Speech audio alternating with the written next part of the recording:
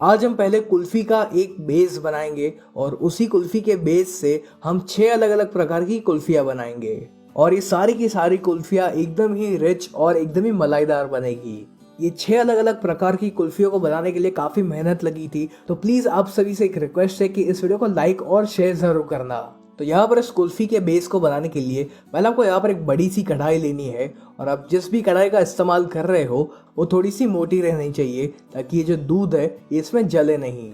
अब मैंने यहाँ पर लिया है ये अमूल का फुल क्रीम मिल्क। आप चाहो तो यहाँ पर किसी भी ब्रांड का दूध इस्तेमाल कर सकते हो, लेकिन हो सके तो यहाँ पर आप फुल क्रीम मिल्क का ही इस्तेमाल करिएगा, ताकि आपकी जो कुल्फी है वो एकदम ही मलाईदार और एकदम ही गाढ़ी बन सके।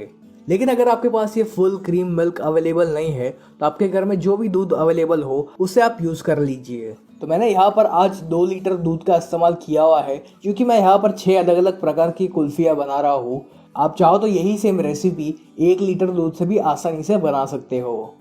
चलिए, यहाँ पर मैंने 2 लीटर दूध इस कढ़ाई में डाल दिया है और अब हमें यहाँ पर इस दूध को उबालना है। लेकिन यहाँ पर इस दूध को उबालने से पहले हमें यहाँ पर इसमें से थोड़ा दूध एक बाउल में ट्रांसफ़र करना है। तो यहाँ पर मैंने तकरीबन 200 ml जितना दूध एक दूसरे बाउल में ट्रांसफ़र कर लिया है। और ऐसा हम क्यों कर रहे हैं ये मैं आपको आगे वीडियो में बताऊंगा। अब ये जो अगली ट्रिक मैं आपको दिखा रहा हूँ ये काफ़ी सारे कुल्फ़ी वाले इस्तेमाल करते हैं दूध को फटाफट से गाढ़ा करने के लिए।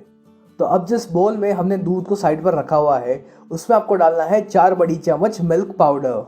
यदि आपके पास यहाँ पर मिल्क पाउडर नहीं है तो कोई बात नहीं, इस कुल्फ़ी को आप बिना मिल्क पाउडर से भी बड़े ही आसानी से बना सकते हो। तो ऐसा ज़रूरी नहीं है कि आपको कुल्फ़ी बनाने के लिए मिल्क पाउडर लगेगा ही, इसके बिना भी आप कुल्फ़ी बना सकते हो। अब इसी के साथ साथ हमें यहाँ पर इसमें डालना है 1 बड़ी चम्मच कॉर्न स्टार्च। यहाँ पर कॉर्न स्टार्च डालने से हमारे जो कुल्फ़ी का दूध है वो काफ़ी फटाफट से गाढ़ा हो जाएगा, और मिल्क पाउडर डालने से हमारी जो कुल्फ़ी है वो काफ़ी दानेदार बनेगी। ये जो स्टेप है ये करना ऑप्शनल है, आप इसे नहीं करोगे तो भी चलेगा। मैंने ये स्टेप आपको इसलिए दिखाया है क्योंकि काफ़ी सारे कुल्फ़ी वाले यही ट्रिक का इस्तेमाल करते हैं अपनी कुल्फ़ी को गाढ़ा बनाने के लिए। अगर आप यहाँ पर इस स्टेप को फॉलो नहीं करते हो तो आपको कुल्फ़ी के दूध को गाढ़ा करने में बस थोड़ा सा ज़्यादा टाइम लगेगा। अब आपको यहाँ पर इस मिल्क पाउडर को और कॉर्न स्टार्च को इस दूध में अच्छे से मिक्स करना है। ध्यान रहे कि इसमें कोई भी लम्स नहीं रह जाने चाहिए। चले, यहाँ पर हमारे जो मिल्क पाउडर और कॉर्न स्टार्च वाला दूध है ये बनकर रेडी हो चुका है। तो अब हमें यहाँ पर इस मिल्क पाउडर और कॉर्न स्टार्च के दूध को यहाँ पर इस कढ़ाई में डालना है और फिर हमें यहाँ पर इस दूध को उबालना है। इस दूध को आपको तब तक उबालना है जब तक इसकी जो क्वांटिटी है वो आधी नहीं हो जाती। यानी कि हमने यहाँ पर 2 लीटर दूध का इस्तेमाल किया हुआ है, तो इसको आपको तब तक उबालना है जब तक दूध की क्वांटिटी 1 लीटर नहीं हो जाती। और यदि आप चाहते हो कि आपकी जो कुल्फ़ी है वो एकदम ही गाढ़ी एकदम ही मलाईदार बने, तो आपको यहाँ पर इस दूध को आधे से भी कम यानी कि 1/4 लेवल तक इसको उबालना पड़ेगा। इस दूध को आपको स्लो या मीडियम फ्लेम पर उबालना है और इसको आप बीच बीच में चलाते भी रहिएगा ताकि ये कहीं पर जले नहीं। और यदि आपके पास टाइम कम है और आप इस दूध को फटाफट से उबालना चाहते हो तो आप यहाँ पर इस दूध को हाई फ्लेम पर भी उबाल सकते हो, लेकिन एक चीज़ का यहाँ पर ध्यान रखें कि आपको इसको लगातार चलाते जाना पड़ेगा। अगर आप इसको लगातार नहीं चलाओगे तो ये जो दूध है ये नीचे चिपक जाएगा और जलने लगेगा। शुरू में तो आपको इस दूध को लगातार चलाते ही जाना पड़ेगा, क्योंकि हमने इसमें कॉर्न स्टार्च डाला हुआ है और कॉर्न स्टार्च इस कढ़ाई के नीचे की तरफ बैठने लगेगा। तो ऐसा ना हो इसलिए आप इस दूध को लगातार चलाते रहिए। अभी ये देखिए कि ये जो दूध की क्वांटिटी है ये कितनी है, और जो दूध है ये काफ़ी पतला भी है। लेकिन जब हम इसको अच्छे से उबालेंगे तो इसकी जो क्वांटिटी है वो भी काफ़ी कम हो जाएगी और जो दूध है ये बहुत ही गाढ़ा बनेगा। चलिए, यहाँ पर अब हम इस वीडियो को थोड़ा सा फास्ट फॉरवर्ड करेंगे और यहाँ पर आप देख सकते हो कि ये जो दूध है इसकी क्वांटिटी आधी हो चुकी है और इसके ऊपर काफ़ी अच्छे से मलाई भी जम चुकी है। और हाँ, यहाँ पर जो कढ़ाई के साइड पर भी जो मलाई जमी हुई है उसको भी आप बीच बीच में निकालते रहिएगा। इसी मलाई की वजह से ये जो दूध है ये काफ़ी गाढ़ा और मलाईदार बनेगा। जैसे कि आप देख सकते हो कि जो दूध है ये काफ़ी मलाईदार बना हुआ है और पहले से काफ़ी गाढ़ा भी हो चुका है। अब हमें यहाँ पर इसमें डालना है 1.5 कप चीनी। मैंने यहाँ पर नॉर्मल चीनी का इस्तेमाल किया हुआ है। आप चाहो तो यहाँ पर पिसी हुई चीनी यानी कि पाउडर्ड शुगर का भी इस्तेमाल कर सकते हो। यहाँ पर चीनी की मात्रा कितनी रखनी है ये आप अपने टेस्ट के अकॉर्डिंग कम ज़्यादा कर सकते हो। अब हमें यहाँ पर इस चीनी को पूरी तरीके से पिघलने देना है। अब यहाँ पर इस दूध को और मलाईदार और गाढ़ा बनाने के लिए मैं यहाँ पर ये घर की मलाई का इस्तेमाल कर रहा हूँ। दूध के ऊपर जो मलाई जम जाती है उसी का मैंने यहाँ पर इस्तेमाल किया हुआ है। और बस फिर हम यहाँ पर इस मलाई को और दूध को अच्छे से मिक्स करेंगे। यहाँ पर तो अभी ये जो दूध है ये काफ़ी गर्म है और फिर भी ये काफ़ी गाढ़ा बना हुआ है, लेकिन जैसे ही ये दूध ठंडा होगा ना तो ये अपने आप ही और ज़्यादा गाढ़ा बनेगा। तो चलिए यहाँ पर हमारा जो कुल्फ़ी का बेस है ये बनकर रेडी हो चुका है। तो यहाँ पर आपको गैस को बंद कर देना है और सबसे इम्पॉर्टेंट चीज़ यहाँ पर यह है कि गैस को बंद करने के बाद भी आपको इस दूध को 5 मिनट के लिए लगातार चलाते जाना है, क्योंकि आपकी जो कढ़ाई है वो अभी भी काफ़ी गर्म है और अगर आप इसको नहीं चलाओगे तो ये जो दूध है ये जल जाएगा। या फिर आप क्या कर सकते हो कि इस दूध को किसी एक पतीले में या फिर दूसरे बर्तन में ट्रांसफ़र कर सकते हो। चले यहाँ पर जो कुल्फ़ी का बेस है ये रूम टेम्परेचर पर आ चुका है और अब ये काफ़ी गाढ़ा, मलाईदार और बहुत ही दानेदार बना हुआ है। अब देखिए आपके पास यहाँ पर 2 रास्ते हैं। यदि आपको दानेदार कुल्फ़ी पसंद है तो आप इस दूध को ऐसे ही इस्तेमाल कर सकते हो, लेकिन यदि आपके घर में छोटे बच्चे हैं जिनको दानेदार कुल्फ़ी पसंद नहीं आती तो फिर आप यहाँ पर क्या कर सकते हो कि इस कुल्फ़ी के बेस को आप एक मिक्सर जार में ट्रांसफ़र कर लीजिए और फिर आपको इसको थोड़े सेकेंड्स के लिए ही ब्लेंड करना है। और ऐसा करने से ये जो कुल्फ़ी का बेस है ये एकदम ही स्मूथ हो जाएगा। यहाँ पर मैंने इस कुल्फ़ी के बेस को अच्छे से ब्लेंड कर लिया है और अब ये एकदम ही स्मूथ हो चुका है। तो अब हम यहाँ पर इसी कुल्फ़ी के बेस से 6 अलग अलग प्रकार की कुल्फ़ियाँ बनाएंगे। तो आज हम यहाँ पर चॉकलेट कुल्फ़ी, केसर इलायची कुल्फ़ी, मावा dry fruit kulfi, strawberry kulfi, पिस्ता कुल्फ़ी और सभी बच्चों की फेवरेट टूटी फ्रूटी कुल्फ़ी यहाँ पर बनाने वाले हैं। सबसे पहले हम यहाँ पर केसर इलायची कुल्फ़ी बनाएंगे जिसका फ्लेवर बहुत ही बढ़िया आता है। तो यहाँ पर इस केसर इलायची कुल्फ़ी को बनाने के लिए आपको एक छोटे से बॉल में थोड़ा सा दूध लेना है और फिर हम इस दूध के अंदर थोड़ा सा केसर डालेंगे और अब हमें यहाँ पर इस दूध को साइड पर 10 मिनट के लिए रेस्ट करने के लिए रखना है ताकि जो केसर का रंग और फ्लेवर है वो इस दूध के अंदर आ जाए। अब जो कुल्फ़ी का बेस था उसको मैंने इस प्रकार के एक बोल में ट्रांसफ़र किया हुआ है और फिर जो केसर वाला दूध हमने रेडी किया हुआ था वो हमें यहाँ पर इसमें डालना है। अब इसी के साथ साथ मैं यहाँ पर इसमें डाल रहा हूँ 1/4 टीस्पून इलायची पाउडर यानी कि कार्डमम पाउडर।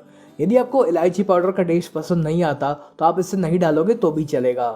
अब बस हम यहाँ पर इन सभी चीज़ों को अच्छे से मिक्स करेंगे और फिर इस कुल्फ़ी में एक अच्छा सा रंग लाने के लिए मैं यहाँ पर बिल्कुल थोड़ा सा येलो फूड कलर का इस्तेमाल कर रहा हूँ। ज़्यादा फूड कलर आपको यहाँ पर इस्तेमाल नहीं करना है, यहाँ पर 2-3 बूंद फूड कलर की काफ़ी रहेगी। यहाँ पर फूड कलर डालना टोटली ऑप्शनल है, आप इसे नहीं डालोगे तो भी चलेगा क्योंकि इससे कुछ टेस्ट में तो फ़र्क पड़ने वाला है नहीं। तो बस जैसा कि आप देख सकते हो कि यहाँ पर जो केसर इलायची कुल्फ़ी का दूध है ये बनकर रेडी हो चुका है। तो अब हम यहाँ पर इस दूध को इस प्रकार के एक कुल्फ़ी के मोल्ड में ट्रांसफ़र करेंगे। यदि आपके पास ऐसा कुल्फ़ी मोल्ड नहीं है तो आप किसी भी ऐसे छोटे ग्लास का इस्तेमाल कर सकते हो या फिर आप इस कुल्फ़ी को एक कटोरी के अंदर भी जमा सकते हो। आप चाहो तो यहाँ पर इस कुल्फ़ी के अंदर थोड़ा सा ड्राई फ्रूट्स वगैरह भी डाल सकते हो। अब बारी आती है हम सभी की फेवरेट चॉकलेट कुल्फ़ी बनाने की। तो यहाँ पर इस चॉकलेट कुल्फ़ी को बनाने के लिए आपको यहाँ पर एक छोटी सी डेयरी मिल्क लगेगी। मैंने यहाँ पर जो 20 रुपये वाली डेयरी मिल्क आती है उसी का यहाँ पर इस्तेमाल किया हुआ है। तो एक बोल में मैंने यहाँ पर इस कुल्फ़ी के बेस को डाला हुआ था और इसी में हमें यहाँ पर इस डेयरी मिल्क के टुकड़ों को डालना है। आप चाहो तो यहाँ पर इस डेयरी मिल्क को एक बार मेल्ट करके भी इस्तेमाल कर सकते हो। अब इसी में हमें यहाँ पर डालना है 1 बड़ी चम्मच कोको पाउडर। यदि इस टाइम पर आपके पास कोको पाउडर अवेलेबल नहीं है तो फिर आप यहाँ पर किसी भी चॉकलेट बिस्किट को एक बार ग्राइंड कर लीजिए और उसका पाउडर आप यहाँ पर इस्तेमाल कर सकते हो। अब बस हमें यहाँ पर इसको अच्छे से मिक्स करना है और गर्मी के कारण ये जो डेयरी मिल्क है ये अपने आप ही यहाँ पर मेल्ट हो जाएगी। चलिए यहाँ पर जो चॉकलेट कुल्फ़ी का बेस है ये भी बनकर रेडी हो चुका है।